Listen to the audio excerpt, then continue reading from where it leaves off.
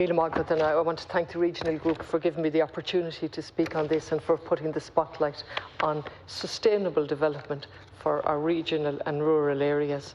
And if I take the last sentence, just like the previous Deputy Harkin, you're calling on the government to put in place a transparent cost structure for new and extensions to existing water and wastewater treatment infrastructure, an absolute necessity and must be done as a matter of urgency. I support the motion in general, although if I have time I'm going to come back to one part where you're calling for to implement a development-led infrastructure scheme to fast-track infrastructural development in our towns and villages. I might come back to that, although I've just the 4 minutes. But I just want to express caution about what that actually means. If I read it in a benign way, it's excellent. If I take a different interpretation of it, it's to get around the planning process, which I would have serious concerns with.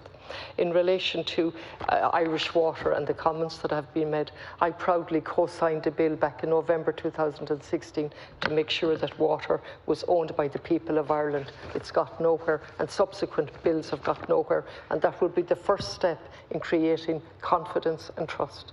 And if you have any influence, Minister, I would say that would be a wonderful legacy, that we would have a constitutional amendment that we own the water, that it belongs to all of us, and it's essential as air, and we can't live without it. We've all quoted the EPA, and you know, I'm ashamed, and we're still quoting the EPA. And in my own town, so raw sewage is released into our waters every day from 35 towns and villages, including Spiddle, Carrow and Wrongstone and so on. Progress has been made in some places, not in others. Treatment at 19 of the state's 172 large urban areas failed the mandatory EU standards set to protect the environment. And these 19 generate more than half of Ireland's sewage, and we could go on. So what has happened? First of all, I think that we better not have a kind of a ground zero memory and go back and realise that development was in a particular direction, unsustainable, and has had detrimental effects on our country. We need to learn from the pandemic to go a different way. We talk about transformative change, and indeed we're now listening that we work from home and we've GTECs all over Connemara and all other rural areas, which are very welcome.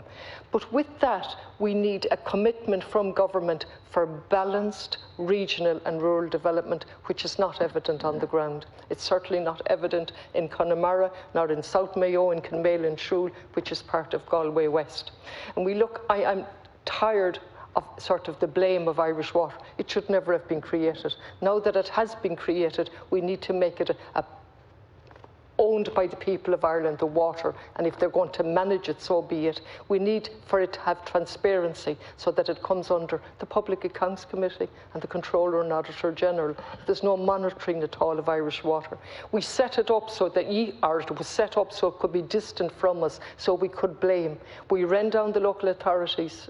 We have County Galway, the least funded local authority in the country, no manager. It has no manager. It had an acting manager for years, nobody to lead. That's what we've done to our local authority systems, handed over to Irish Water all the expertise and the memory that was there, and now we're left with the mess. So I support this. I hope it's the start of a frank and open discussion, and not the demonisation of people who make submissions like An Taisce to planning applications.